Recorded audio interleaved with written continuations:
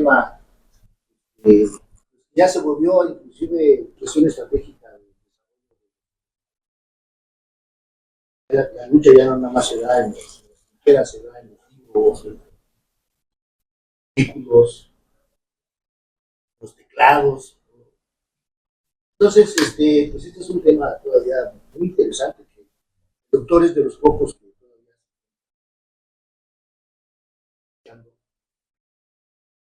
lo simbólico tenga un lugar. Y hasta ahorita todo lo otro es lo que ayuda de los médicos, de lo simbólico. Fue una buena pregunta, porque al final de cuentas nosotros trabajamos de las dos formas, desde el punto de vista, pero mucho de lo que es el alto nivel es simbólico. No lo pueden nadie puede negar. Sentimos, tú ves los números cuando suenan, aquí el 4x5, algo cuando llegamos a una conclusión como un poquito. Bueno, pues démosle un aplauso al doctor para que la llamada. Muchas gracias. Muchas gracias a todos. Muchas gracias por venir. A ver, entonces efectivamente titulé mi presentación El mito de los modelos neurosimbólicos, porque efectivamente es una moda actual. Todos los que hacen conexionismo, todos los que trabajan, sobre todo con LLMs, están presumiendo hacer modelos neurosimbólicos. Y eso surgió por la necesidad de corregir las deficiencias del modelo conexionista puro en cuanto a que no podía hacer razonamiento lógico bien. Entonces, inventaron este término, modelos neurosimbólicos, y yo le llamé el mito de, porque voy a tratar de argumentar, voy a dar evidencias de que los dos paradigmas son inherentemente incompatibles. Y eso que están queriendo hacer no va por ese lado, no va por el lado que lo están queriendo resolver. Entonces, ¿cuáles son mis objetivos durante esta plática? Mis objetivos son los siguientes. En primer lugar, presentar de forma comparativa los paradigmas simbólico y conexionista para que entendamos claramente de qué se trata cada uno, qué es lo que plantea cada uno y qué herramientas utiliza. Después, resaltar algunas evidencias, algunas, no podemos hablar mucho de todas, de la incompatibilidad inherente de ambos paradigmas. Comentar el entorno socioeconómico que rodea el conexionismo actual, porque pues tristemente no podemos negar que estamos en una era de auge, superauge del conexionismo. Pero eso está rodeado también de un entorno socioeconómico muy particular que hay que entender. Y por último, reflexionar sobre el camino tecnológico actual de la academia, la industria y la sociedad en general. Es decir, estamos efectivamente en un momento de auge conexionista. ¿Deberíamos como academia irnos de boca con esa tendencia? ¿Deberíamos hacer eso o deberíamos hacer lo opuesto? ¿O deberíamos estudiar las dos técnicas igual? ¿Qué es lo que deberíamos como academia hacer? ¿Y cuáles van a ser las consecuencias en la sociedad de irnos por un lado o por otro? ¿Okay? Entonces, bueno, pues como dije, comencemos por plantear claramente en forma comparativa los dos paradigmas, el simbolismo y el conexionismo. Y esto se remonta pues a los comienzos de la disciplina de la inteligencia artificial. Por eso, como dice aquí, la historia de la disciplina de inteligencia artificial se ha marcado por dos paradigmas radicalmente opuestos. Los dos persiguiendo el ideal de la inteligencia artificial. El simbolismo y el conexionismo. El paradigma que utiliza representaciones simbólicas procesa los símbolos y el paradigma que utiliza redes neuronales artificiales. Dos paradigmas radicalmente distintos. Ambos paradigmas en lo individual han resultado insuficientes para satisfacer la expectativa de inteligencia artificial. Y una de las cosas que quiero platicar al final es, muy posiblemente nuestra expectativa de la inteligencia artificial todo el tiempo ha estado deformada. Pero, de acuerdo a la expectativa que se ha tenido, ambos paradigmas han demostrado ser insuficientes.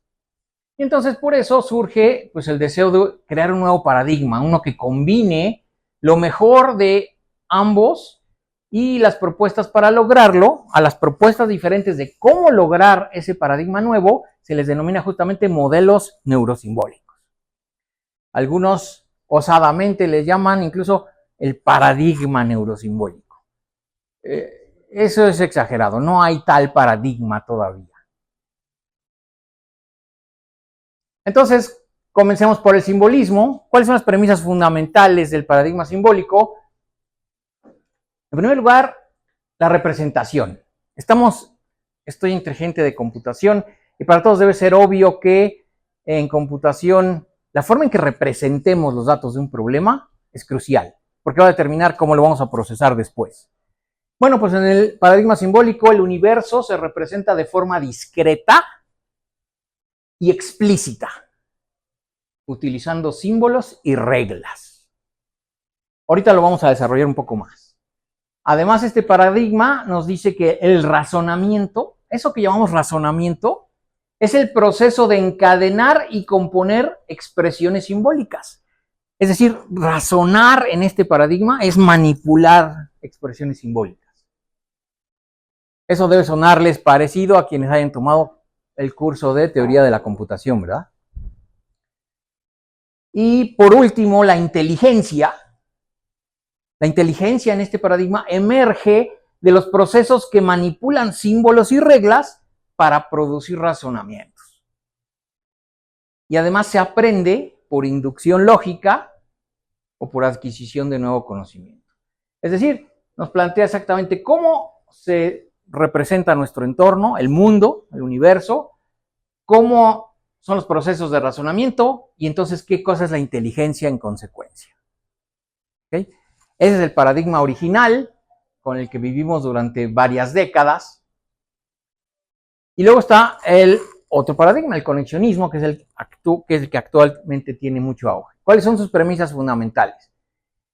Aquí el universo se representa de forma continua, en un espacio continuo se representa, con vectores de números reales de alta dimensionalidad a las que les llaman tokens. Bueno, yo no soy ni mucho menos experto en conexionismo, yo nunca he hecho conexionismo, pero he visto que los colegas que hacen eso le llaman tokens a esas representaciones.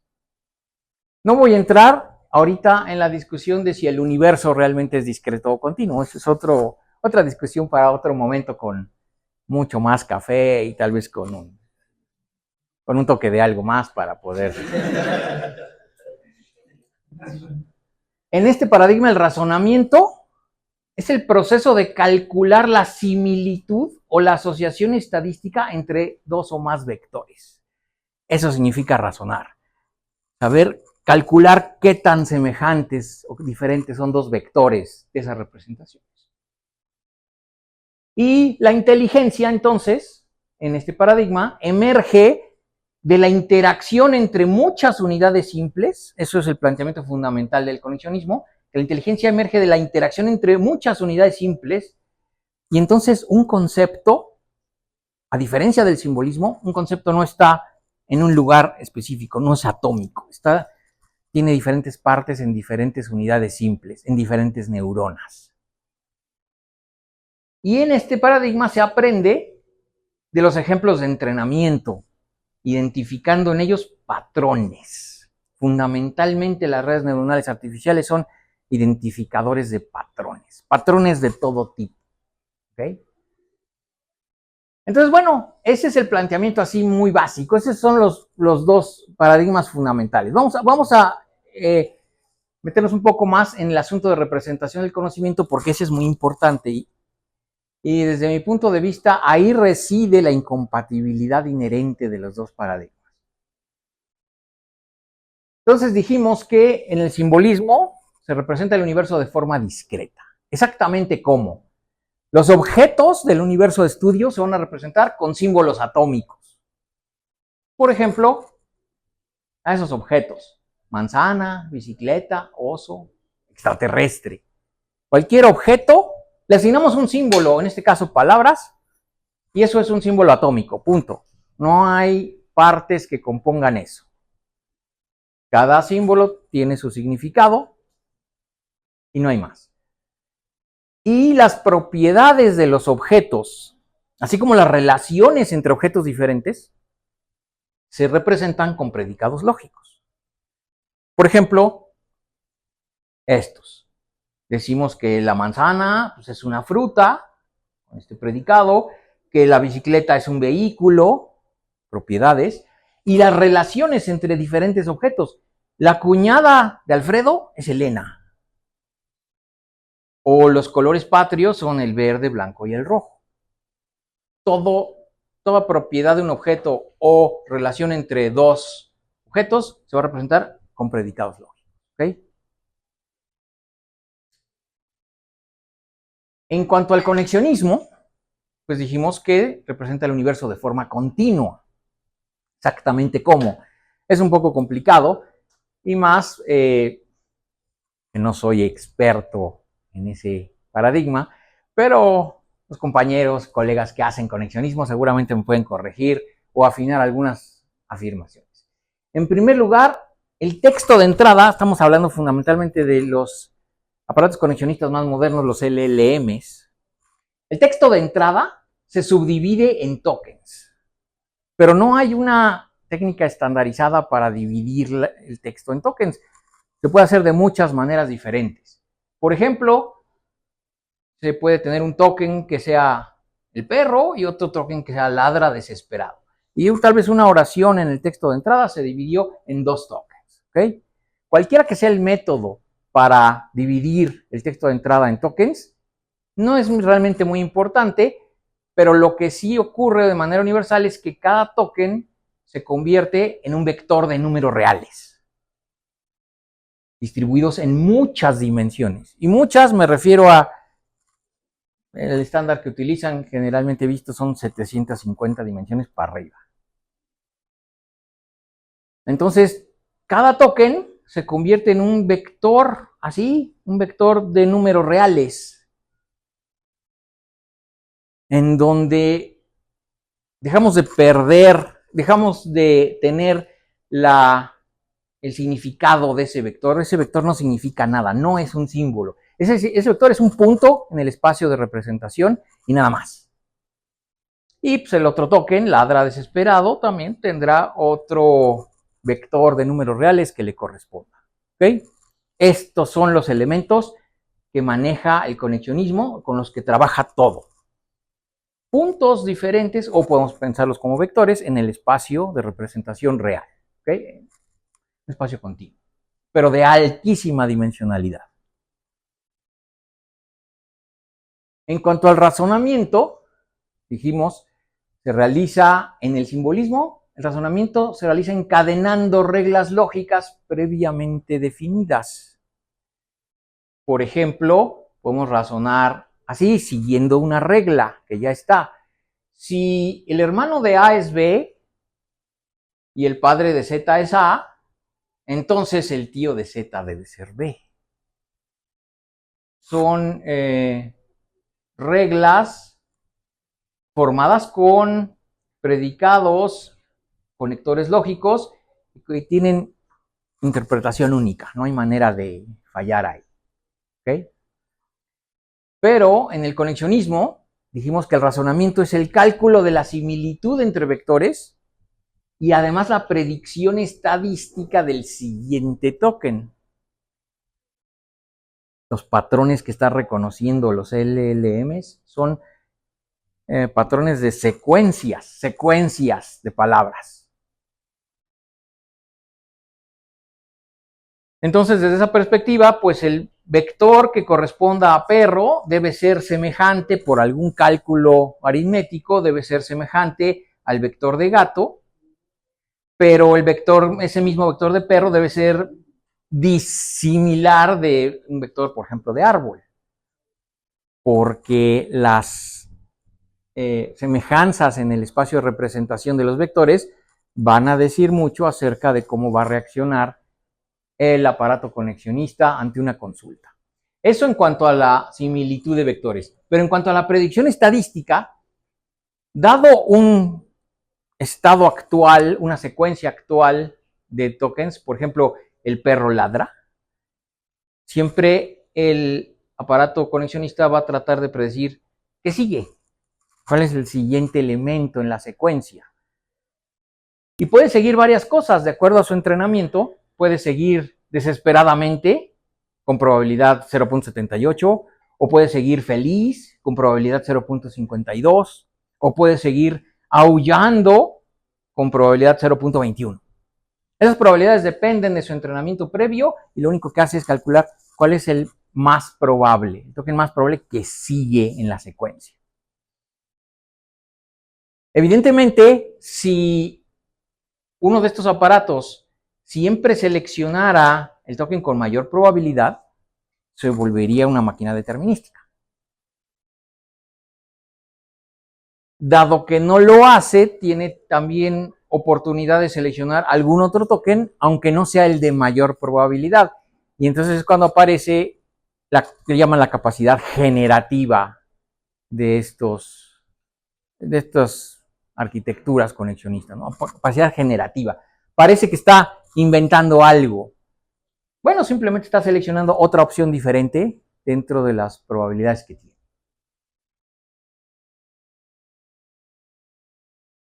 Consecuencias de esa forma de representación y de manipulación. Hay algunas consecuencias fuertes que necesitamos entender. En el conexionismo, la cercanía de dos representaciones se interpreta como la similitud o la relación de los objetos representados. Se interpreta siempre así, pero es un espacio continuo. Entonces, el punto medio entre dos representaciones, por ejemplo, el punto medio entre la representación de canguro y de iguana, ¿cuál es el punto medio de eso? Tengo una representación para cada uno de estos y puedo calcular el punto medio porque pues, es un espacio continuo, cualquier cosa en medio, ¿no? Hay una infinidad de puntos o de vectores entre esos dos. Y el punto medio de estas dos representaciones, pues en realidad no representa nada real, absolutamente nada. Sin embargo, ese es un punto válido en el espacio de representación que estamos usando. Y esa es la razón por la cual los LLMs a veces decimos alucinan, ¿verdad? ¿Qué significa que alucina? Bueno, simplemente significa que está tomando elementos de su espacio de representación, pero que no corresponden con la realidad física. Porque es posible hacerlo aquí. En cambio, si representáramos en un universo discreto, pues hay esta representación y esta, pero no hay nada en medio. ¿Ok? Otra consecuencia es, sí. De similaridad podría de alguna forma restringirse a entidades de una misma clase para de esa forma. No podría porque, como dije antes, la forma de separar el texto en tokens no es universal. Puedes tener un token que sea una palabra o un concepto, pero también puedes tener un token que sea algo que no tiene sentido ni siquiera como concepto. Entonces, aunque puedes restringir las funciones de semejanza de los vectores, iba a costar trabajo adaptarse a esos casos, ¿no? Pero entonces el kit está en cómo defino los tokens. Es uno de los puntos clave iniciales, sí, por supuesto. Entonces, decía yo que otra consecuencia de esto es la manera en que los diferentes sistemas simbólicos y conexionistas resuelven problemas nuevos. Donde problemas nuevos lo identificamos como aquellos problemas donde se trata de recuperar datos, información que no tenemos previamente. Entonces imaginen este problema. Tenemos dos animales, un fosa y una hiena.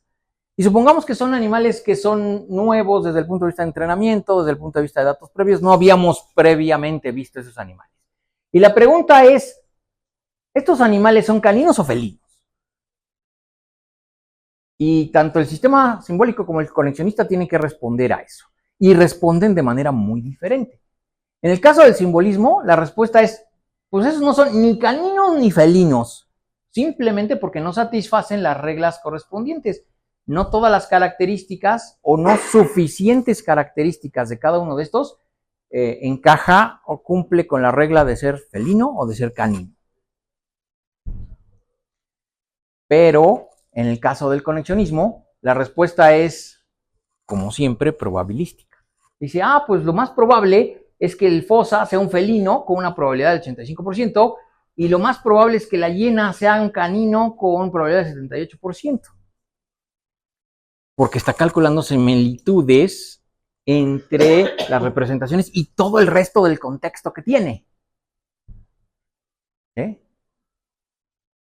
Calcula esas semejanzas y dice, pues seguramente esto es. Pero el problema es que en el conexionismo no se consultan bases de conocimiento concretas. Solo se consulta el entrenamiento previo. ¿Y cuál de los dos tiene razón? Bueno, pues resulta que según los datos biológicos, esos animales no son ni caninos ni felinos, efectivamente.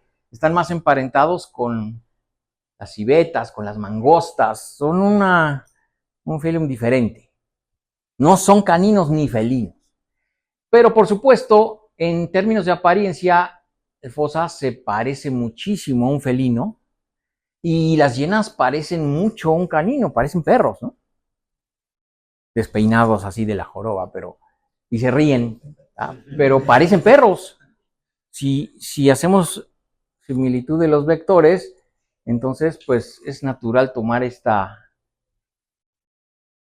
respuesta. Y eso nos dice algo muy importante. El sistema no está razonando lo que está contestando. No lo está verificando tampoco. Lo está infiriendo probabilísticamente de su entrenamiento. Sí. El enfoque simbólico podría obedecer al conjunto de reglas. Por supuesto, pero esa es una de las grandes críticas que se hizo al enfoque simbólico.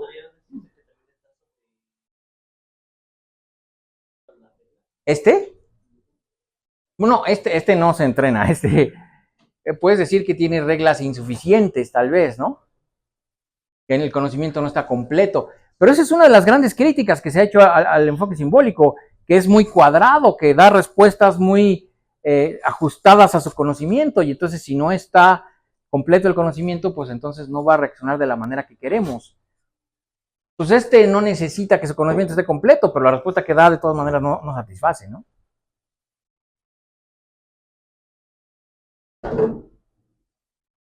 Y una característica muy importante es la composicionalidad. Esta es una característica que se ha estudiado en los sistemas simbólicos. En el simbolismo, la composición de conceptos es explícita, estructurada y recursiva.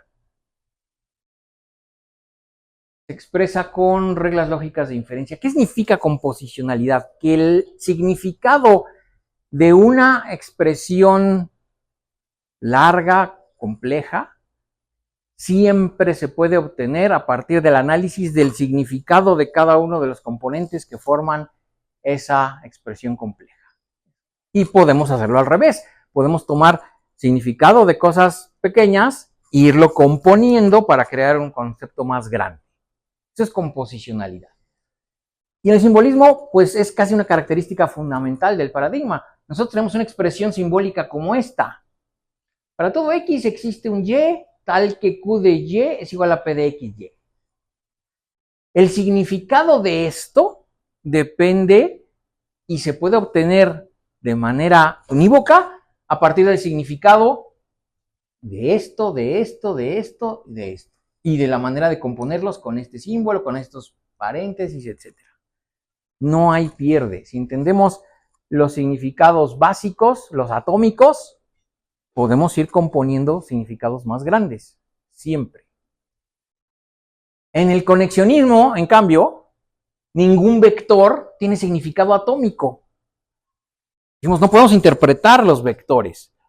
Son simplemente puntos en el espacio de representación. Peor aún, en diferentes sistemas conexionistas, puede tener diferentes espacios de representación y entonces la interpretación, si es que buscamos una de los vectores, no es la misma en dos sistemas diferentes. Entonces, solo se puede simular la composición, simularla. Y esto es importante porque eso es el gran principio del conexionismo actual. En eso se basa ese paradigma, en simular operaciones a partir de dos elementos: correlación estadística de los patrones en conjuntos de datos supermasivos. Si tenemos suficientes ejemplos con que entrenar, muchos, por pura tendencia, se va a simular lo correcto, si es que los datos están correctos. ¿Ok? Entonces, pues lo único que podemos hacer es tomar los vectores y aplicarles operaciones matemáticas, podemos sumarlos, podemos restarlos, podemos multiplicarlos, podemos multiplicar incluso por escalares, y le damos un significado a ese escalar. No, eso es el mecanismo de atención, bueno, llámenle como quieran, pero a fin de cuentas es una operación aritmética sobre los vectores. Y eso puede ser que simule el efecto de composicionalidad, o tal vez no lo sabemos. Y el epítome de cada uno de los paradigmas, lo que resume su trayectoria hasta un cierto punto en la historia. Bueno, en el caso del simbolismo, el epítome es los sistemas expertos con lógicas modales. El máximo punto de desarrollo simbólico, estamos hablando por ahí de la década de los 90. A partir del 2000 aproximadamente comenzó el boom del conexionismo y casi a estas alturas casi se ha detenido el desarrollo simbólico. Estos sistemas expertos tenían una arquitectura con bases de conocimiento, reglas simbólicas y además un motor de inferencia, que era el que ejecutaba los procesos de razonamiento. Y estos sistemas también requerían conocimiento capturado de expertos humanos. Esto es un punto muy crítico porque tiene dos caras el capturar el conocimiento de expertos humanos. Incluso le llamaban en aquel entonces ingeniería de conocimiento, que implicaba literalmente entrevistar a muchos expertos y a partir de la plática ir anotando qué conocimiento se debía expresar en las bases. Y eso es muy preciso si se valida con cuidado, pero es extremadamente lento y caro. Y tenían estos sistemas, pues podían aplicar razonamiento lógico, explicable y repetible, 100%. Por el otro lado, en el paradigma conexionista, pues el epítome es lo que tenemos hoy en día, ¿no? Los grandes modelos de lenguaje, los LLMs famosos. Estamos justo en este momento donde este es el elemento tecnológico más famoso, el central. El elemento central en términos de que ha determinado el desarrollo de investigación y el desarrollo de productos tecnológicos prácticamente en todo el mundo. ¿Qué características tiene esto? Bueno, pues tiene una arquitectura con transformers, son diferentes combinaciones, modificaciones de transformers, con millones o con miles de millones de parámetros. Son cosas complejas. Y en lugar de que el conocimiento lo capturen de expertos humanos, lo aprenden de corpus masivos de texto con los que se entrenan. Su razonamiento no es lógico, sino es un razonamiento estadístico. o tal vez debo decir estadístico, diagonal probabilístico. Pero conocimos estadísticos e implícitamente están las dos cosas, ¿no? Es un razonamiento de tipo estadístico, basado en patrones, nada más. Como dijimos, cualquier dispositivo conexionista es un predictor del siguiente patrón en una secuencia. Más que los LLMs manejan secuencias muy grandes. Sí. Hacer una inferencia estadística. Es decir, entonces para la misma entrada no necesariamente va a dar la misma. Por supuesto, porque depende del contenido del entrenamiento, ¿no? Simbólico, al ser repetitivo, el significado. Sí, así es. Así es, efectivamente. Entonces, vamos a analizar un poquito este elemento tecnológico del momento, los LLMs, porque hay una fiebre, tenemos que reconocerlo, hay una fiebre desmedida por estos elementos. Y no nos damos cuenta que esta fiebre desmedida puede ser extremadamente peligrosa. Y lo tomamos a la ligera. Empezando por qué son, bueno, pues eso es seguramente que ustedes lo saben mejor que yo. ¿Qué cosas son esos aparatos LLM? Un LLM es un predictor probabilístico de la siguiente palabra en un texto largo y que genera respuestas estadísticamente coherentes sin rastro de comprensión, conciencia o intención. Estos aparatos han revolucionado, le han hecho la vida feliz a los que estudian lenguaje natural, porque ningún dispositivo computacional antes pudo realmente manejar lenguaje natural con la fluidez con la que lo hacen estas cosas. Por un lado, porque efectivamente son capaces de manejar secuencias muy grandes, tienen entrenamiento enorme del orden de teras, y eso genera una sensación, una apariencia, no solo de coherencia estadística, sino de coherencia verbal. Parece que de veras nos está entendiendo porque lo que nos contesta es muy coherente. Ese es un efecto de apariencia que ya hemos visto antes.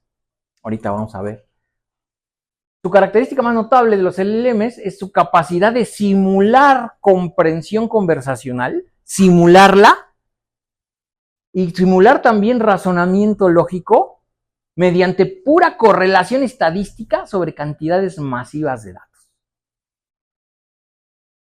Siendo un dispositivo probabilístico, es muy interesante hacer las pruebas que deberíamos hacer siempre. Ok, a ver, es un dispositivo probabilístico. Y si lo alimentamos con muy poquita información, ¿qué tan coherentes van a ser sus predicciones? La capacidad de simular es una capacidad en el límite de la cantidad de datos, ¿no? ¿Y por qué estos son el elemento tecnológico del momento? Bueno, por varias razones. Su escala supermasiva permite que emerjan comportamientos que parecen inteligentes. Y el punto clave aquí es emergencia, ¿no? La emergencia es un fenómeno que solamente ocurre a partir de cierto nivel de complejidad. Y definitivamente los LLMs han llegado a ese nivel de complejidad y vemos que emergen ciertos comportamientos. Esos comportamientos que emergen parecen inteligentes, pero eso es desde la perspectiva del ser humano que lo juzga. Y aquí tienen algunos datos de diferentes elementos, de diferentes chatbots para entender la magnitud de esa complejidad, ¿no?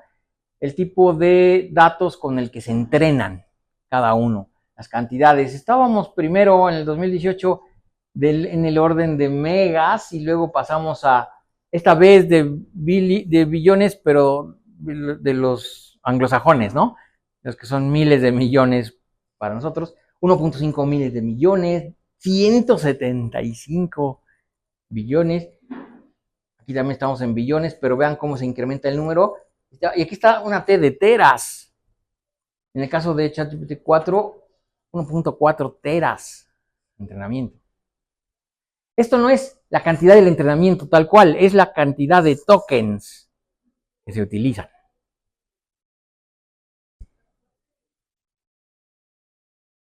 Por supuesto, esto ha escalado a nivel industrial y comercial, eso es lo que vemos. Pero esa es una característica, no es tecnológica, es una característica social. Es lo que está de moda. Indudablemente ha escalado a nivel industrial y comercial. Todo mundo quiere en su teléfono tener más de uno de estos, ¿no? Y lo consultan varias veces al día. Existe una gran expectativa de las posibles aplicaciones. Todos los medios hablan de eso y fantasean de qué es lo que vamos a poder hacer en menos de 3 años y gran expectativa de las aplicaciones. Y por supuesto, existe una inversión multimillonaria de gobiernos y empresas para el desarrollo del LLMs. Y eso lo vemos aquí. El gobierno en México está fomentando el desarrollo de muchos LLMs ahorita para turismo, para revisión de plantas industriales, para varias cosas. La cantidad de esfuerzo y de dinero metida en eso es enorme, pero asumen que vale la pena. ¿Será cierto? Bueno, lo reflexionaremos más allá. ¿Cuáles son las debilidades de estos aparatos? Porque todo aparato tecnológico tiene sus debilidades. Bueno, pues ya entendiendo su naturaleza, es muy fácil identificar sus debilidades. En primer lugar está el efecto que llamamos alucinaciones, ¿no? Ya hablamos de eso. Genera información falsa o inexistente con alto grado de certeza, pero estadística. No certeza lógica, certeza estadística. Se saca de la manga los datos y con esos además procesa las respuestas del usuario. No tiene composicionalidad, como dijimos. No tiene capacidad de dar significado y crear expresión compleja a partir del significado de sus partes componentes. No puede. Y además los LLMs carecen de explicabilidad, ¿no? Es tan largo el proceso, tan grande las cadenas de vectores, que simplemente no hay manera de explicar por qué responde lo que responde en un cierto momento. Ni siquiera puede decirles, lo tomé de tal página donde dice esto y de esta otra página tomé esto otro y lo... Olviden. Esas son las 3 deficiencias más grandes. Ahora, desde el punto de vista simbólico, porque obviamente la presentación tiene que estar cargada, porque yo no soy imparcial, por supuesto. Desde el punto de vista simbólico, ¿a qué se deben esas deficiencias? Los LLMs alucinan porque no distinguen entre verdad y plausibilidad estadística. Y son dos conceptos diferentes, ¿no? Podemos tener diferentes conceptos de la verdad, pero casi todos relacionan lo que dice una expresión simbólica con el universo de referencia, el universo de estudio de referencia. Llámenle a eso realidad o no, es el universo de referencia. Pero es diferente la verdad de la plausibilidad estadística. Los LLMs no razonan lógicamente, porque en lugar de encadenar expresiones simbólicas, usan correlación de patrones. Y como siempre he dicho, ¿podemos realmente con justicia llamar inteligente algo que no razona lógicamente? ¿Podemos? ¿Es justo eso? Los LLMs además no pueden realizar composicionalidad simbólica, como dijimos, porque todo lo representan como vectores en un espacio continuo. Y entonces no hay manera de identificar pasos discretos de los procesos. Una explicación de por qué se da una respuesta es forzosamente un proceso discreto. Hice esto y después hice esto y después hice esto y por lo tanto obtuve esta respuesta. Pero si todo es un proceso continuo, no hay manera de hacer composicionalidad, ¿no? Y por último, los LLMs no pueden explicar, pues por la misma razón, ¿no? Su proceso no es una secuencia de pasos. Desde el punto de vista simbólico, esa es la razón de las fallas en los LLMs. Sin embargo, los simbólicos somos actualmente ignorados. A nadie le importa lo que tengamos que decir porque el éxito de los LLMs es palpable, es innegable. Bueno, depende de cómo definamos éxito. Entonces, dado todo lo anterior, como dije, evidentemente surge la necesidad de los LLMs no están por todos lados, no razonan lógicamente, vamos a tratar de solventar esa deficiencia, sobre todo la del razonamiento lógico, porque es la que es más palpable desde el punto de vista del usuario. Y entonces se proponen diferentes formas de combinar los dos paradigmas en esto que llaman modelos neurosimbólicos. Siendo los LLM el elemento tecnológico de mayor auge en este momento, resulta obvia su debilidad para realizar razonamiento lógico, para hacer razonamiento contrafactual. Esto es importantísimo en la inteligencia. ¿Qué es el razonamiento contrafactual? Imaginamos escenarios hipotéticos y razonamos dentro de esos escenarios, pero como están imaginados, eso es contra lo que dicen los hechos. Los hechos no dicen eso que estamos imaginando. Y en el simbolismo podemos definir mundos. Y entonces, el razonamiento contrafactual es el razonamiento en un mundo que no es el actual de los datos, sino es uno nuevo, diferente, que inventé para hacer ejercicio de razonamiento. No pueden hacer de eso y tampoco pueden hacer extrapolación de escenarios. Una solución que ocurre dentro de un escenario no la pueden transportar a otros escenarios con diferentes dimensiones. Y ahí sabemos que no existe actualmente un estándar universal de cómo combinar ambos paradigmas para solventar esas deficiencias. La realidad hoy en día es que cada quien lo hace como quiere, como le da la gana, como puede. Y hay diferentes concepciones, ideas de cómo combinar los dos paradigmas. Por lo tanto, por eso es que no existe realmente ahorita un paradigma neurosimbólico. Existen muchas propuestas, pero ninguna que se reconozca universalmente. Lo que sí existen es que hay tres arquitecturas principales que son las más usadas, con variantes o etcétera, pero los tres modelos que hasta ahorita más se están usando. Y todos, evidentemente, lo que hacen es utilizar mecanismos simbólicos para corregir al mecanismo conexionista. De manera, sí, perdón. Que no haya un estándar para poder generar esto, podría ser una ventaja en el sentido ¿Para quién? siguiente, de que al no haber un estándar, cada quien camina como quiere y puede, y entonces se estaría generando N caminos, y entonces, en función de Bueno, resultados, sí. se podría determinar que Digamos que eso enriquece la investigación, sí, por supuesto, pues es el modelo del autómata no determinista, ¿no? En lugar de seguir un solo camino, seguimos mucho al mismo tiempo y sí, eso se puede decir que enriquece la investigación, sí, por supuesto, ¿no? Actualmente es así, cada quien tira para donde puede. El primer modelo de estos se llama modelos de verificación y corrección, es el más simple de todos, verificación y corrección. Quiere decir que el LLM entrega una respuesta al usuario, calcula una respuesta para el usuario, pero el elemento simbólico se la corrige. Y es aproximadamente así. El usuario se comunica con un LLM, hace una consulta, una pregunta, genera una respuesta y le pide a un motor de inferencia, obviamente simbólico, que la corrija, que la valide. Y cuando la corrige y la valida, entonces ya le dice, no, esto no puedes contestar, o esto es lo que mejor contesta esto, y entonces ya se entrega la respuesta al usuario. Sí. Esto, no sé si aquí varios conozcan un uso que pasó con ChatGPT. Este ejemplo, había usuarios que le preguntaba si había un emoji de caballito de mar.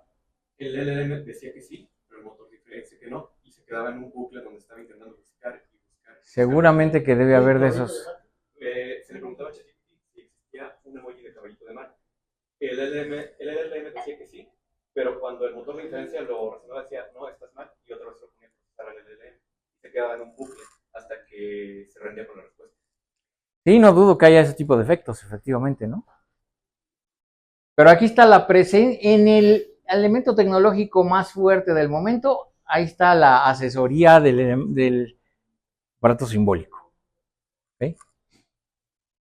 Después tenemos otra arquitectura, otro modelo, al que se llama modelos de traducción. Este es como que más cínico el modelo, porque igualmente el usuario se comunica con un LLM, hace su pregunta,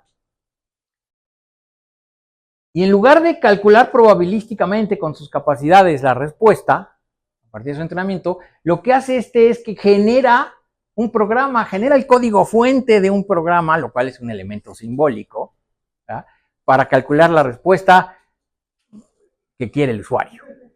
Y por supuesto, pues ese código fuente después pasa por un intérprete, generalmente es código fuente usan mucho Python o directamente en C y entonces pasa por el compilador, pasa por el intérprete, se ejecuta, el programa entrega una respuesta, un resultado, y ese es el que se le da al LLM para que le responda al usuario.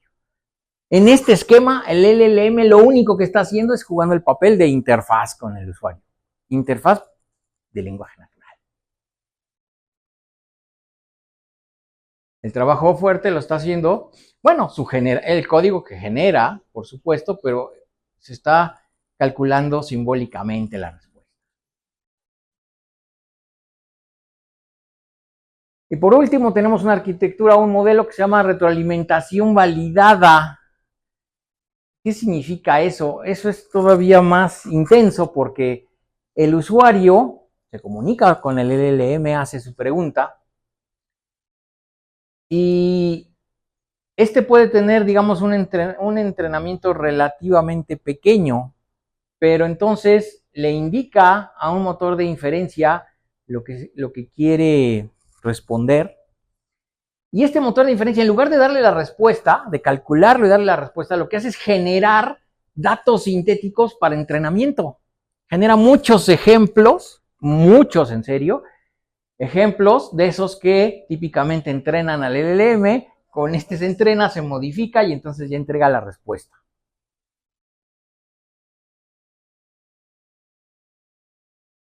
Y alguien tiene que poder visualizar en este diagrama, ¿y por qué diablos no conecté al usuario directamente para acá? ¿Alguien me puede decir? Yo te puedo decir, eso se hace de alguna manera para acotar el área de búsqueda. No solo eso, puede ser que acote el área de búsqueda, pero no solo eso, sino que no, si te comunicas directo con no vas a poder hacerlo en lenguaje natural, bonito, fluido, etcétera. Bueno, es otra cosa, ¿no? Pero imagínate que andas buscando una casa, una ciudad que no sabes cómo se llama. El LLM te lleva a la ciudad. Los procesos simbólicos, las búsquedas son procesos clásicos simbólicos. Búsquedas y parte del proceso de búsqueda es acotar el espacio. Pero son combinatorios.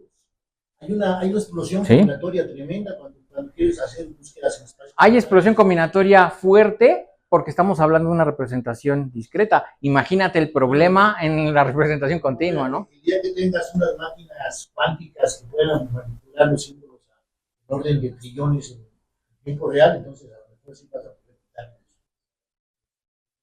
Tal vez, me gustaría mucho, tal vez, esperemos a ver ese momento. Pero esto es importante porque lo que está entrando en juego no es un requerimiento técnico real, es el deseo del usuario de quiero que funcione muy rápido, quiero que funcione así, así, así. ¿Okay? Entonces esos son los tres modelos. Vean ustedes que en todos los casos está siendo ayudado por un elemento simbólico. Y entonces razonemos un poquito, razonamiento contrafactual. ¿Cómo debería ser un modelo híbrido, un modelo neurosimbólico? ¿Cómo debería ser? Si nosotros le damos su avión a los conexionistas y decimos, bueno, ok, la idea es seguir la inspiración biológica del cerebro humano. Bueno, vamos a ver. Entonces, el cerebro humano tiene un núcleo central simbólico, es la corteza prefrontal, que coordina a otros módulos periféricos que se encargan de actividades como la parte sensorial, la parte motora, la parte de aprendizaje, la parte de reflejos, todo eso. Esta es la parte de enfrente de la corteza prefrontal, todo esto de acá. Y esa es muy discutible. Si la analizamos en términos de poder querer generar un modelo híbrido, ¿qué pasa ahí? Hay objeciones, y la objeción, una de las objeciones clásicas es, bueno, si esto como todo el resto del cerebro está compuesto de neuronas, ¿cómo diablos va a ser esta parte simbólica y el resto no? Ese es un argumento interesante. Evidentemente la corteza prefrontal está hecha de neuronas, eso no cabe la menor duda. Pero su funcionamiento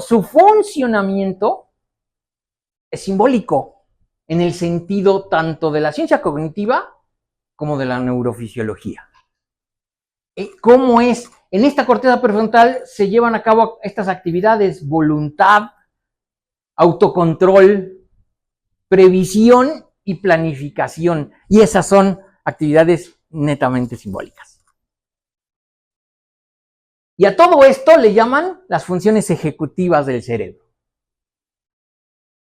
Entonces quiere decir que la parte simbólica está controlando, está coordinando todo lo de las demás funciones del cerebro, y muchas de esas pueden no ser simbólicas, efectivamente. Pero la parte ejecutiva que tiene esto, sí es simbólica, sí tiene funcionamiento simbólico.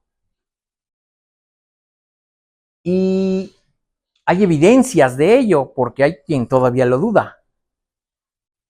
Hay evidencias de que esta parte funciona de manera simbólica. Por ejemplo, desde el punto de vista de la neurología, las víctimas de daño en corteza prefrontal, algún golpe, algún accidente, yo qué sé, por alguna razón se accidentaron, las víctimas no pierden percepción, pero sí pierden la capacidad de seguir reglas bien definidas. Y el experimento clásico de esto es el experimento de Wisconsin, donde se le dan a los pacientes un conjunto de tarjetas, son más que estas, pero dibujé solo unas cuantas, tarjetas con figuras geométricas, diferentes colores y diferente número de figuras. Y se les pide en diversos ejercicios que clasifiquen las cartas por diferentes criterios, por el número de figuras que tienen, por el color de las figuras, o por distintos criterios.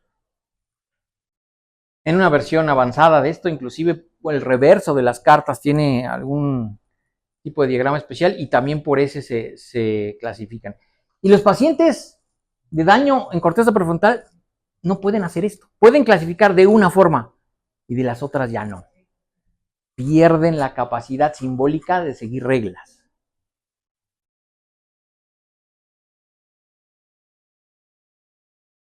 Y además nos observamos que al afectar la corteza prefrontal se pierde la capacidad para imaginar escenarios que no son reales y razonar de forma contrafactual. Quiere decir que la imaginación también de alguna manera está residiendo por acá.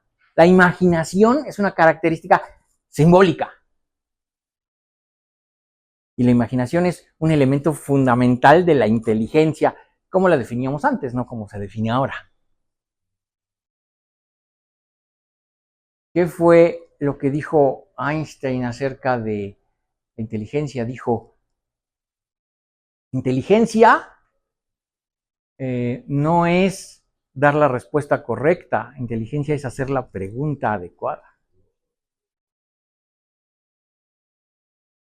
Y como dije, no solo evidencia desde el punto de vista neurológico, también hay evidencia desde el punto de vista de ciencia cognitiva.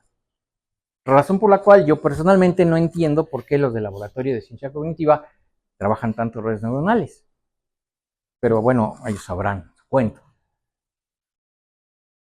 La gente, deben saber que la gente de ciencia cognitiva acostumbra mucho desarrollar simuladores de actividad cognitiva. desarrollan los simuladores porque quieren un modelo, quieren entender cómo funciona la cognición humana. Entre esos simuladores hay este muy famoso, el ACT-R, abreviatura de Adaptive Control of Thought Rational. Y ese simulador lo hizo el señor John R. Anderson, famosísimo psicólogo. Por cierto, lo hizo programándolo en Lisp.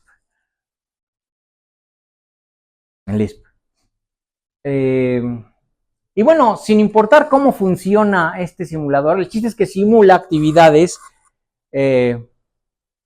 cognitivas. Y este simulador ha sido aprobado ser el mejor simulando actividades de corteza prefrontal. Esas actividades que asociamos generalmente con el paradigma simbólico. Es el que mejor lo simula por una razón. Es de los poquísimos, si no casi el único simulador cognitivo que es puramente simbólico. Los demás son parte y parte, o la mayoría son completamente conexionistas. Este simulador, ningún otro, ni conexionista ni híbrido, ha logrado la precisión de ACT-R en tareas de razonamiento y adaptación, tareas simbólicas. Entonces, con todo eso, no es demostración, por supuesto, es solo evidencia de que la corteza prefrontal trabaja de manera simbólica. Como tenemos también la evidencia de que otras partes del cerebro no trabajan de manera simbólica, particularmente la identificación de imágenes, etcétera, no se ve que trabaje de manera simbólica, trabaja de manera conexionista, parece ser. Y entonces podemos hacer una reflexión primera sobre fenómenos psicológicos que están ocurriendo actualmente con este boom de los LLMs. No es solo que el LLM se haya convertido en el elemento tecnológico de moda, sino es la salvaje fascinación con la que se está usando para todo. Hay dos efectos importantes. Históricamente tenemos el efecto ELIZA, primero que nada. El efecto ELIZA, dicho así por Joseph Weizenbaum, lo describe como el fenómeno en el que las personas atribuyen erróneamente conciencia, estados emocionales o comprensión a un sistema artificial. ¿Les parece conocido? Sobre todo a los que consultan mucho a los chatbots. Obviamente, Weizenbaum sabe de lo que está hablando porque él fue el creador del programa original ELIZA. Prácticamente el primer chatbot que existió por ahí del año 65, 66. Estamos hablando hace 50 años. Este señor crea este primer chatbot y su objetivo era completamente diferente. Él quería mostrar otras cosas. Pero cuentan, por un lado, primero fueron las leyendas y después el mismo libro que escribió Weizenbaum cuenta cómo se quedó impresionado cuando un día su secretaria, él estaba en el MIT, su secretaria le pide que por favor la deje a solas con ELIZA porque quiere tener una conversación privada. Y el sujeto se impresiona, se impacta, ¿no? Si lo hace, le da chance, pero con el paso de las semanas, no muchas, empezó a ver que tanto colegas como estudiantes acudían a su oficina solamente para platicar con ELIZA. Y en muchas de las ocasiones consideraban las conversaciones como íntimas, privadas. Y estamos hablando de un aparato, de un programa del 66, 65, por ahí. ¿Les parece conocido el efecto ELIZA? Hace poco no sé quién me dijo, alguien me dijo el día de ayer que había una demanda contra Google por una persona que consultó con el Gemini y terminó suicidándose. Y parece que después revisaron la conversación y efectivamente el Gemini en algún momento dijo, no, pues sí, tienes razón, creo que esa es la solución correcta. Y el sujeto lo hizo. De hecho, no me acuerdo también hace poco en Japón, una chica igual como que arregló un compromiso con GPT y también se casó directamente. Es posible, no lo dudaría yo, sobre todo en Japón, luego suelen ser exóticos allá. Pero es este mismo efecto, ¿sí? Atribuir conciencia, estados emocionales o comprensión a un sistema artificial.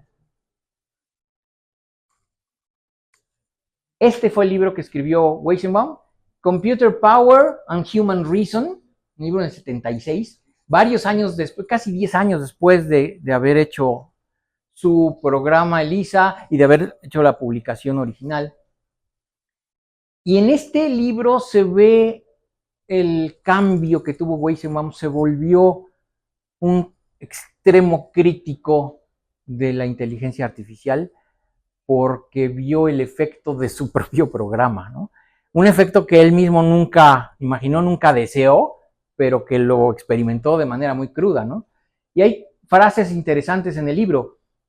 Exposiciones extremadamente cortas a un programa de computadora relativamente simple pueden inducir un fuerte pensamiento delirante en personas bastante normales. Si eso ocurría con ELIZA en el 66, ¿qué quieren ustedes que pase con LLMs actuales como Gemini, como ChatGPT, es que tienen una complejidad mucho mayor? También menciona en su libro esto que él creía, y yo creo que aquí se equivocó. Cuando un programa es desenmascarado y su funcionamiento suficientemente explicado, su magia se desmorona y se revela como una mera colección de procedimientos. A mí me parece que Weizenbaum era un iluso. Yo veo hoy en día la realidad de que aunque se desenmascare el funcionamiento suficientemente explicado de los programas, hay quienes siguen en la misma terquedad. Parece que no se elimina la magia.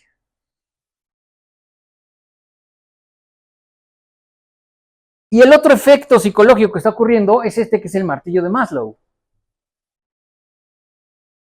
Nombrado así por Abraham Maslow desde el mundo de la psicología.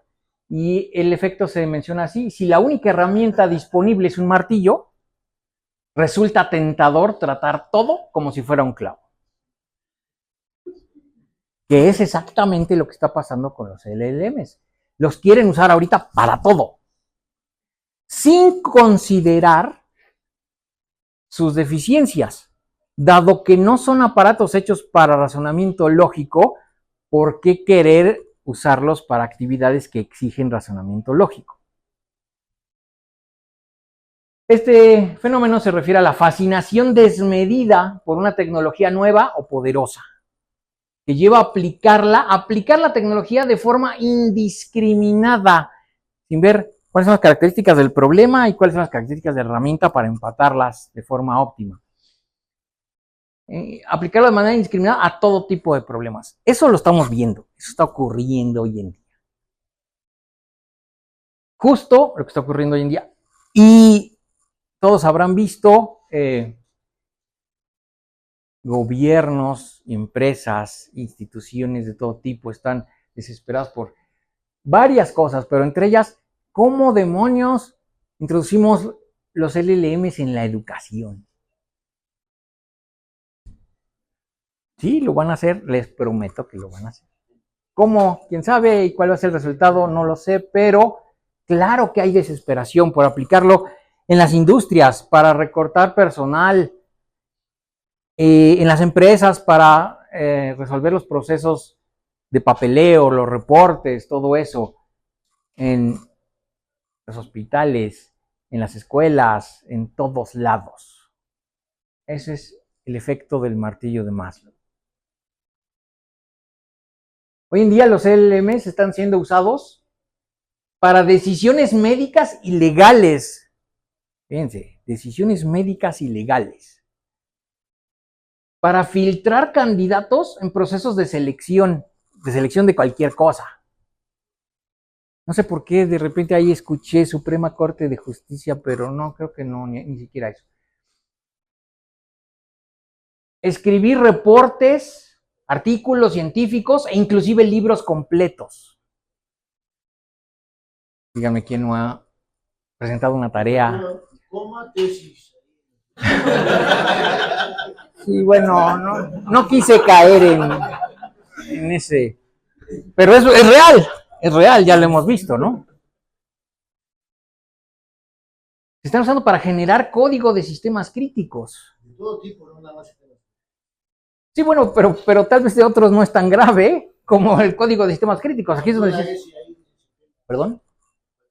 Ah, efectivamente, me comí ahí las... También muy puntual que ha hecho Microsoft últimamente, también lanza muchas actualizaciones que vienen hechas con bytecoding y otras actualizaciones tienen que resolver los problemas que esa hizo, pero genera otros problemas nuevos. Pero yo recuerdo la vez pasada que estuve aquí, el semestre anterior, se decía con mucho orgullo, no, las empresas modernas grandes ya no están contratando gente para programar, eso ya todo el código se está generando de manera automática. Ojalá que no sean procesos críticos, porque tarde o temprano va a haber problemas. Se están usando para simular terapeutas emocionales, tutores, asistentes laborales y muchas otras cosas más. Si eso no muestra el efecto del martillo de Maslow, nada lo va a evidenciar. Se está usando para muchas cosas para las que no es adecuado el LLM por la naturaleza de su tipo de razonamiento estadístico. ¿Y cuáles son las posibles consecuencias de hacer eso? Pocas veces examinamos las consecuencias de lo que está ocurriendo, ¿no? Y hay consecuencias de muchos niveles, por supuesto. No puedo quedarme aquí muchas horas explicando, pero consecuencias a nivel individual de los usuarios que se acostumbran, que se envician, se vuelven adictos a usar estos LLMs. ¿Cuáles son las consecuencias a nivel individual? Por ejemplo, atrofia de las capacidades de razonamiento, capacidades reflexivas y capacidades autocríticas. Claro que hay atrofia porque no está él efectuando los juicios y los razonamientos de autocrítica. Claro que no, los está recibiendo el LLM. ¿Qué tal pérdida de la autoestima por autoría y propiedad? Ya no se sienten realmente orgullosos por lo que hicieron, por su programa, por su reporte, por su tesis. Pierden ese orgullo, esa autoestima, porque en el fondo saben que la mitad o más la hizo ChatGPT. Pero consecuencias a nivel social. Homogenización y contaminación de la información. ¿Por qué? Porque están constantemente entrenándose, están en línea los LLMs, están constantemente entrenándose y terminan pues abarcando gran cantidad de información, se termina homogenizando, pero contaminando también. Incluso se ha hablado mucho del efecto de retroalimentación, de las alucinaciones que generan los LLMs y después las vuelven a cargar como parte de su entrenamiento, ¿no? Y se va degradando sucesivamente el resultado, aunque sea por razonamiento probabilístico.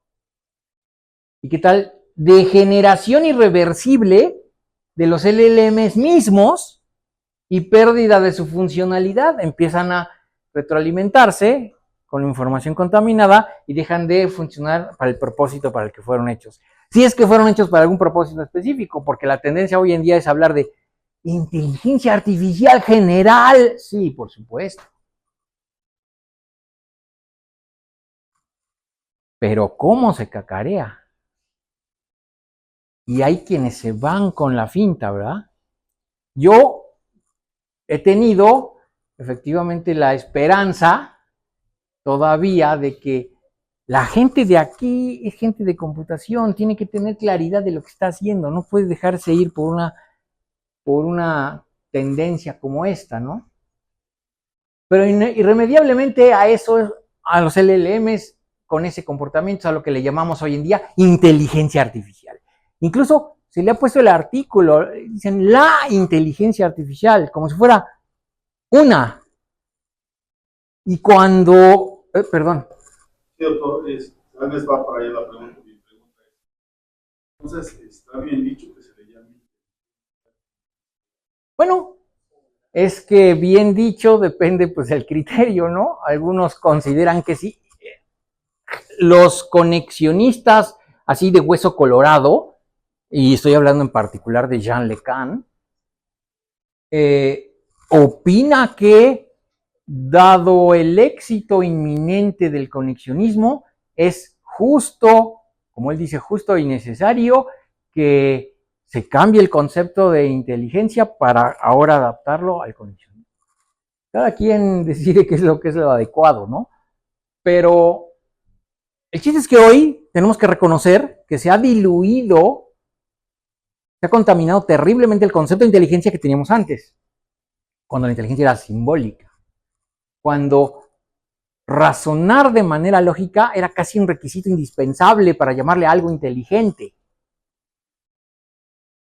cuando eran requisitos poder tener la capacidad de composicionalidad, capacidad de hipotetización, etcétera. Todos esos eran requisitos de la inteligencia en aquel entonces. Ahora ya no.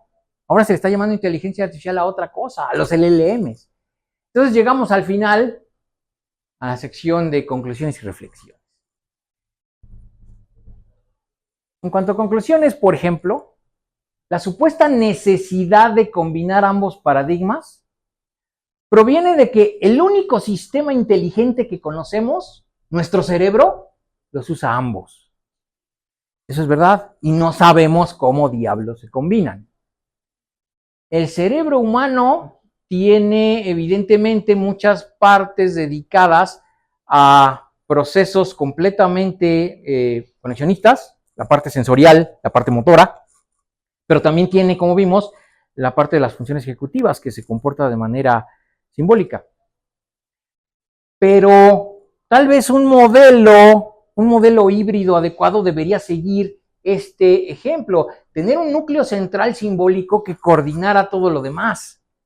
Nadie lo hace así, nadie lo propone así, y por varias razones, fundamentalmente porque hacer un núcleo central simbólico es caro y lento, y nadie se arriesga a eso. Lo propusieron los japoneses en su modelo de máquina de quinta generación. Sí, y no pudieron, ¿no? No pudieron, bueno, por diferentes razones, pero esencialmente se toparon con un problema de barrera de complejidad, ¿no? La complejidad de lo que querían rebasaba la tecnología que tenían. Y entonces están haciendo propuestas neurosimbólicas al revés, basadas en el LLM, porque ese es el que ya tienen. Y les parece más barato y fácil extender lo que ya tienen que darle la vuelta y concebirlo al revés. Además, puedo mencionar que el mercado nos ha presentado a los LLMs, que son magníficos motores de correlación estadística, hay que reconocerlo, pero nos ha presentado como si fueran motores de razonamiento inteligente. ¿De dónde diablo salió esta palabra, este adjetivo en eso? Son necesidades de mercado, es mercadotecnia pura.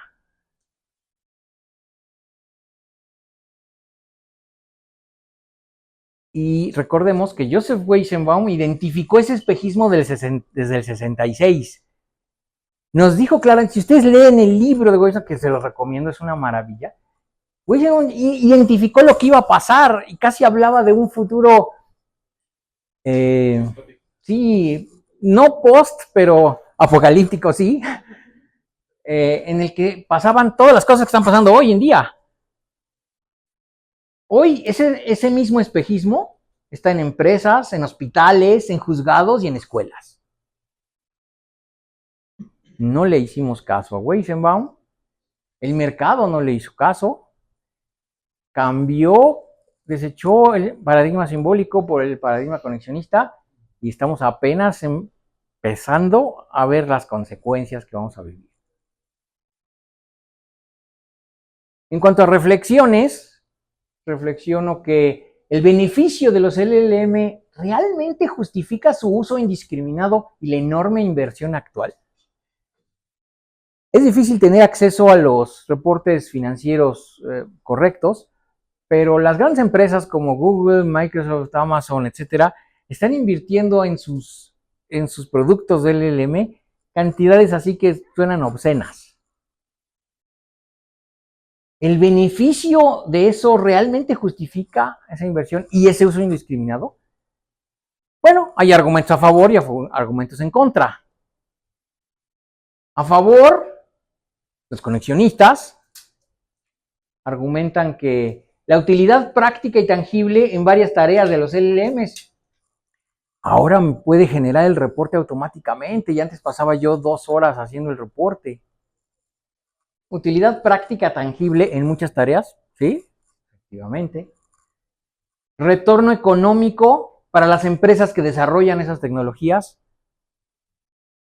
Ese retorno económico no lo tengo bien medido, no sé mucho de finanzas y no tengo acceso a los reportes, pero Es cierto, ya están comparadas las grandes IAs con las grandes petroleras en Estados Unidos. eso quiere decir que obviamente sí les está entrando el dinero, sí están teniendo el retorno económico. Y tenemos un argumento, el argumento cínico, el más extremo. Y les sorprenderá que aquí mismo en el SIC, no voy a decir nombres, pero ya he encontrado dos personas que prácticamente dieron el mismo argumento cínico. El argumento cínico dice esto: en 50 años de simbolismo no se logró nada como lo que existe hoy en día con los LLM. ¿Qué tal ese argumento? A los que tienen la tristeza de tener formación en ingeniería, tal vez ese argumento les parezca muy fuerte. Ahorita vamos a discutirlo. ¿Cuáles son los argumentos en contra de esta justificación? Bueno, pues el uso indiscriminado de LLMs tiene costos sociales y ecológicos enormes. Sociales ya quedó más o menos claro, pero ecológicos también. La cantidad de energía que se necesita durante 3, 6, 9 meses para entrenar uno de esos grandes tipo Gemini, tipo ChatGPT, etcétera, ¿no? Tiene costos sociales y ecológicos enormes. Los intereses comerciales generan una burbuja especulativa que genera expectativas sin fundamento. Y creo que de esas han leído todos. No sé si también se enteró de cómo Disney estaba entrando precisamente en una inversión con OpenAI para generación de videos dentro de Disney Plus. Tengo la fortuna de no haberme enterado. No, por fortuna, desgracia, el sistema creo que era Veo, no me acuerdo, de generación de video ya quebró. Y Disney ya estaba precisamente implicado en ello. Sí, es que cuando se deja uno llevar por una locura, tarde o temprano va a haber consecuencias y va a haber que vivirlas, ¿no? Va a haber que asumirlas, las consecuencias. Y además, podemos decir que fíjense en esto, diluir el concepto de inteligencia degrada la visión de las capacidades humanas. Porque si nuestro concepto de inteligencia es débil, es flojo, es poco determinado, pues inteligencia también tenemos nosotros. Y ese mismo concepto va a aplicar a nosotros. Entonces, diluirlo degrada la visión de las capacidades humanas. Somos los seres humanos LLMs muy grandes y muy complejos. Esta caracterización ya probablemente obedece a los No, seguro que sí. Entonces, más que ser una caracterización, sería una caracterización que tenga esas semánticas. Puede ser que sí, pero las caracterizaciones comerciales terminan filtrándose en la sociedad a todos los niveles, tarde o temprano, ¿no? Y realmente, como comenté el semestre anterior, yo supongo que gran cantidad de los que están aquí presentes no estaban cuando vino Jean LeCun al SIC, ¿no? Creo que hizo 2 o 3 conferencias, ¿no? Cosa de una semana.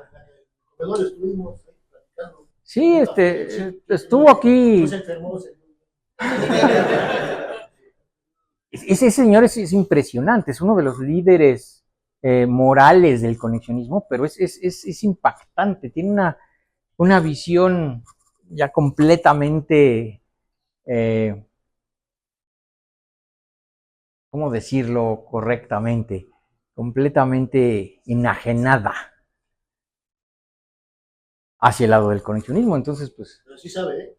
Ah, no, pues. Él ha sido el responsable del desarrollo del conexionismo en gran medida, por supuesto que sabe.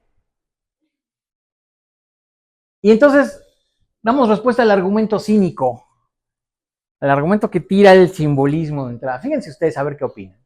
Ese fue el argumento cínico. En 50 años de simbolismo no se logró nada como lo que existe hoy en día. Efectivamente, no se logró nada en términos de programas que pudieran procesar lenguaje natural de manera fluida, interfaces en lenguaje natural, es una de las broncas que tuvieron los japoneses, en muchos terrenos, en visión. En el MIT fracasaron totalmente. Es cierto que no logró el conexionismo muchas cosas que hoy en día sí hacen los aparatos conexionistas. Pero ¿cómo contestamos este argumento? Aún sin generar productos, el legado teórico y filosófico del simbolismo es irreemplazable. ¿Por qué? Porque en esos 50 años de simbolismo incluyen el desarrollo de varias cosas. Teoría de la demostración, computabilidad y complejidad. Los que están aquí tienen que tener claro que toda la teoría de la computación es derivado del simbolismo. La teoría de computabilidad y complejidad son derivadas de ahí. Lógicas modales, lógicas descriptivas y lógicas de orden superior. Planificación automática y optimización, esto sigue siendo la base de la robótica hoy en día.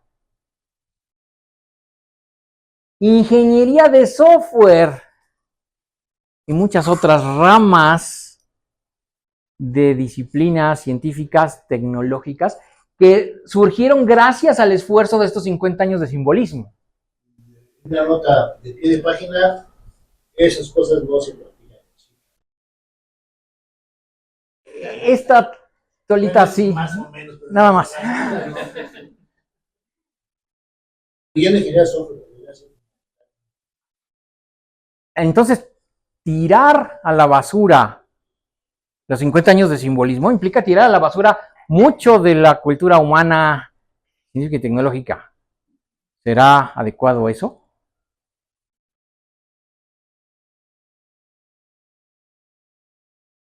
Y casi por último, me regreso a los orígenes de cada uno de los paradigmas, porque originalmente no eran como los vemos hoy en día. El conexionismo original se orientaba a la comprensión y modelado de la cognición humana, ni siquiera se orientaba a generar procesos computacionales, procesos de explotación de datos, etcétera. Esa no era la intención original, era simplemente entender la cognición humana. Y por eso se empezaron a hacer los primeros modelos de neurona y todo eso. Ese era el conexionismo original, muy diferente del de hoy en día. El simbolismo original también se orientaba a identificar la inteligencia en el sentido humano. Y desde el principio, desde la década de los 40, era aproximadamente claro que la inteligencia humana procedía en términos simbólicos. La inteligencia de alto nivel. Entonces, ambos sentidos se han contaminado. Hoy en día se piensa algo completamente diferente. Si se sigue por el camino de puro conexionismo que tenemos ahorita, se van a perder conceptos importantes. La diferencia entre probable y verdadero. El concepto de verdad.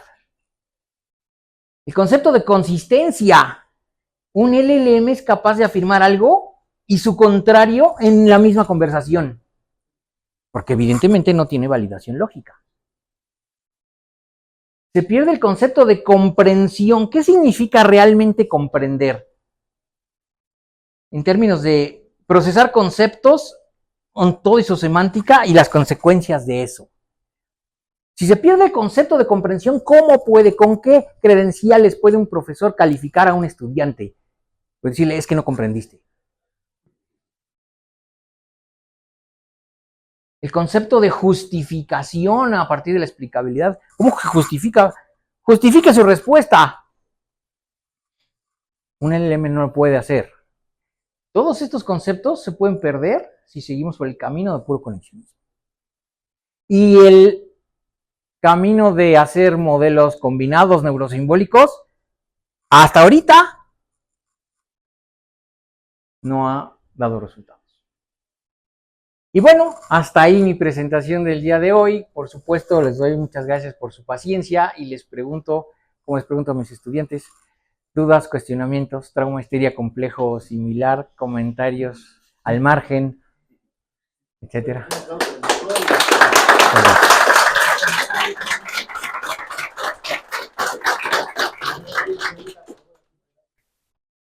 Que cada uno de estos enfoques haya tenido una meta inicial, cierto objetivo, y que al día de hoy tenga otros objetivos, podría obedecer, probablemente creo, a dos cosas fundamentales. Una, al desarrollo tecnológico, nuevas capacidades de cómputo, plantear nuevos desafíos de cómputo y desarrollo teórico, porque cada una de estas cosas, de alguna forma, nos da límites sobre lo que puedo hacer o no hacer en una computadora. Sí, por supuesto, de alguna manera sí es así, pero yo quisiera hacer una aclaración importante. El simbolismo nació con la computación. Nació con la computación, porque fue... No la lógica como tal, pero la lógica es una parte, un elemento fundamental del paradigma simbólico. En cambio, el paradigma conexionista no nació con la computación, nació por otro lado y de repente en algún momento brincó. No está para mí por lo menos claro exactamente cómo o por qué brincó. Pues con esto podemos hacer muchas cosas, lo que yo le llamo, bueno, no importa cómo le llamo porque tal vez no es apto para todo público, pero sí, por supuesto, puede haber múltiples razones, ¿no? Y yo creo que está bien, todos los paradigmas tienen que evolucionar. Cambiar es perfectamente comprensible. Todos los paradigmas crecen, se adaptan, evolucionan y a veces se combinan, a veces se separan. Después de un cierto tiempo se estabilizan y se ve cuál es en realidad su verdadero significado. Exactamente, como sí. Acabas de comentar, cierto paradigma conexionista es el boom y todo se resuelve con ese paradigma. Pero creo que después de un par de años adquirirá su verdadera estatura en el sentido de que se va a poder utilizar para ciertos problemas. Indudablemente eso va a ocurrir. Nada más que de aquí a que ocurra eso, el daño puede ser incalculable de aquí a entonces, ¿no? El daño puede ser terrible de aquí a entonces. Sí, porque ya de alguna forma has también mencionado algunas de las consecuencias negativas que tiene el centrarse a cierto. Para mí, lo importante es qué deberíamos estar haciendo en el SIC. Tenemos una tendencia tecnológica clara, obvia y innegable, pero ¿deberíamos estar siguiendo la tendencia? ¿Deberíamos de incrementarla? ¿Deberíamos de hacer justamente lo opuesto y empezar a dedicar recursos, tiempo, etcétera, a volver a hacer los estudios simbólicos? ¿Qué es lo que deberíamos hacer? Solo se está haciendo una de esas cosas. Ustedes digan cuál es. Es que el enfoque simbólico, el paradigma simbólico, como dice la última lámina, no solo ha influido en tecnología propia de inteligencia artificial. Su influencia se ha diversificado a muchas ramas de estudio teórico fuerte, ¿no? Cosas como la computabilidad y la complejidad no se pueden imaginar desde el punto de vista conexionista, ¿no? Hace falta elementos simbólicos para esas disciplinas, ¿no? Porque para resaltarlos para el público, aquí estoy diciendo. Gracias. A ver, aquí hay una pregunta. ¿Qué haces? No, nada más para recalcar que usted dice que el conexionismo nació para las ciencias cognitivas y justamente es un trabajo muy relevante y que no se menciona casi, que ni Jan LeCun menciona y debería de hacerlo muchísimo, el trabajo de cognición de Fukushima, porque él tal cual diseccionó un gato, el cerebro de un gato para ver cómo funcionaba y se inspiró en eso para crear las redes neuronales funcionales. Jan LeCun casi no lo cita. John Le Carre. Eso creo que no habla muy bien de él. Casi no lo cita. Bueno, déjame decirte que pocas cosas hablan bien de él. Y el autor, realmente Fukushima, también mencionaban de que ya había aplicado el backpropagation a las convolucionales, pero no, eso lo hizo antes también otro japonés que se llama Shinichi Yamari. Pero bueno, él menciona Fukushima que está en el poder machine learning y todo eso, justamente porque el conexionismo empezó inspirándose en cómo funciona realmente el cerebro humano y ahorita ya no es nada más que una metáfora. O sea, porque las redes neuronales no son Y más podemos fácilmente inferir por qué es que no se menciona esos trabajos, ¿no? claro, Porque originalmente tenían un objetivo que era nada más entender, aprender, y ahora el objetivo parece ser ultra pragmático, ¿no? Es generar productos concretos que venden y que... ponerles nombres llamativos, ¿no? Sí. O sea, no dice También. realmente que las redes neuronales no son más que un aproximador de funciones. Y por eso funcionan bien. O sea, no es que realmente hacia aprender humano, ¿no? Porque como humano no olvida y no, bueno, tiene aprendizaje continuo. Las redes neuronales no. Entonces, lo que menciona también usted es importante. Creo que aquí lo mencionó el debemos de tener ese enfoque de aprender o de hacer investigación, pero con este enfoque, no sé, social o de mejoramiento social, y no orientado a producto como ahorita lo estamos haciendo. O sea, Claro, me pareció claro, muy bonito. Sacaron un meme de Malcolm, sacó nuevos capítulos, y entonces dice que todos esperaban que Malcolm fuera Malcolm fuera un millonario y que estuviera gastando dinero así, pero dice, no, él usó su inteligencia para crear una ONG que redistribuyera los alimentos y no se desperdiciaran, ¿no? Entonces la gente pobre tuviera alimentos. Yo creo que tenemos que hacer lo mismo, e inevitablemente haciendo buenas acciones y poniendo nuestro conocimiento al servicio de la patria, pues el dinero nunca va a faltar, ¿no? O sea, yo creo que eso sería bonito que orientáramos a sí otra vez.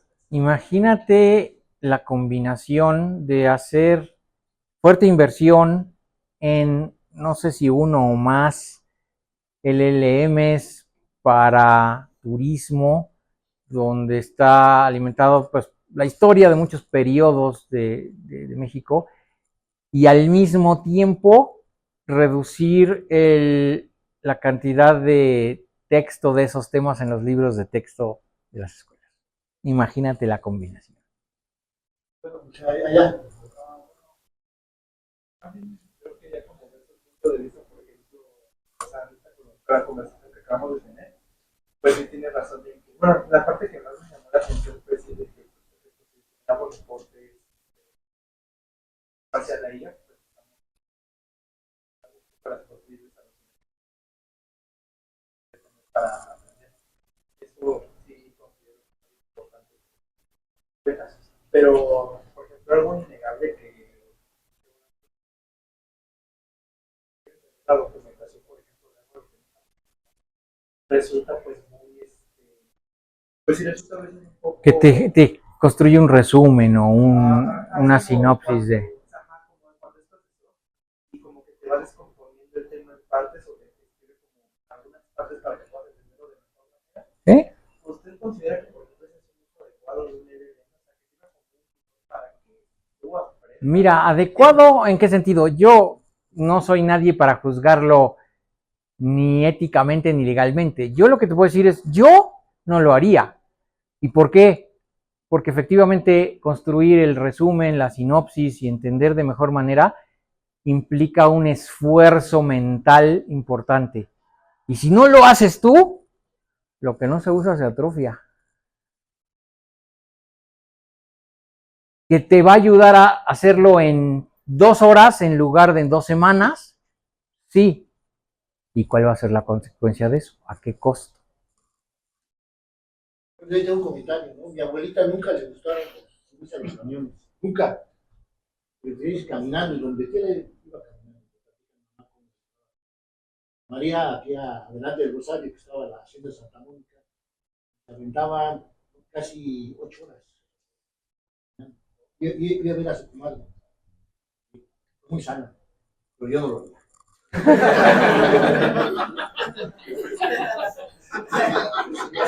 Comentario respecto a lo que Es la visión opuesta, pues, sí. la historia de las herramientas.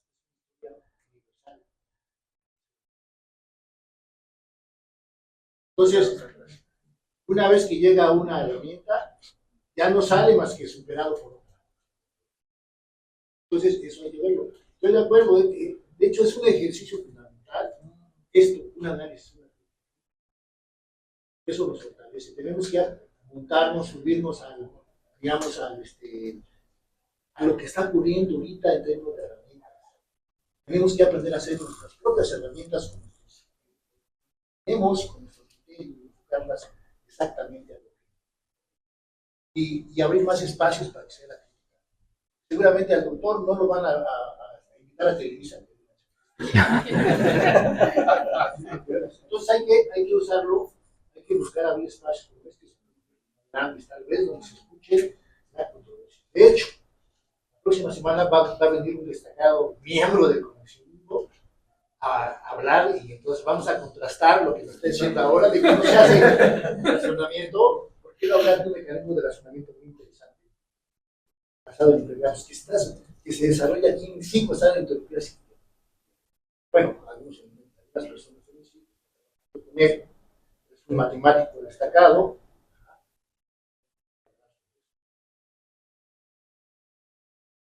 Y yo cerraría nada más con una anécdota cínica.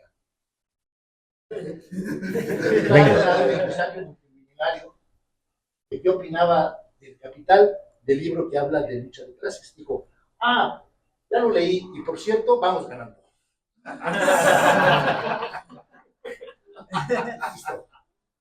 Bueno, pues entonces, señores, están invitados. Esto es algo que es la saga, les decía yo, la saga de este tema. Continúa, el tema central. Ahí es algo final.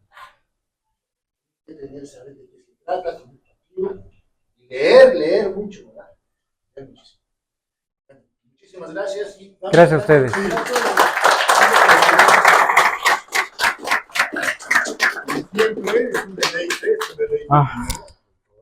Un placer. A nombre del Instituto Politécnico Nacional, a través del Centro de Investigación y Computación, entregamos la constancia al doctor Salvador Godoy Calderón por su conferencia El mito de los modelos neurosimbólicos en la inteligencia artificial, dentro del seminario Matemáticas, Computación y Café, Ciudad de México, 16 de abril del 2026.